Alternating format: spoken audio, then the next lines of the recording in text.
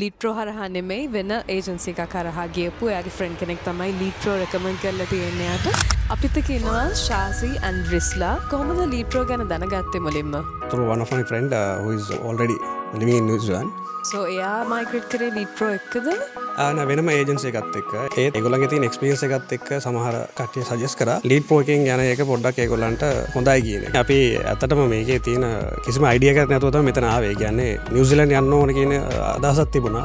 But එතන ගිහිල්ලා කොහොමද ඒක කරන්න ඉස්සරහට මොකද්ද කෝස් එක කිසිම දෙයක් තිබුණේ නැහැ. එතකොට වයිෆ්ට ඒගොල්ලන් ඇඩ්වයිස් කරා ඊසි එක්සස් වෙන්න පුළුවන් සමහර සෝෂල් වර්ක්ස්.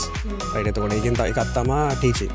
එතකොට ඒක ඒගොල්ලෝ ලයිසන් එකක් දීලා කොහොමද මේ ප්‍රොසෙස් එක වෙන්නේ කියන එක ටිප්ස් එක ටක් ගාලා දුන්නයි කියන්නේ. ඒ ලොකුවට අපි එයාට මෙහාට යන්න නැතුව රයිට් ඩයිරෙක්ට්ලි මේක හොඳයි කියන එක සජෙෂන් එක දුන්නා. එතකොට ඒක තමයි ඇත්තටම හෙල්ප්ෆුල්.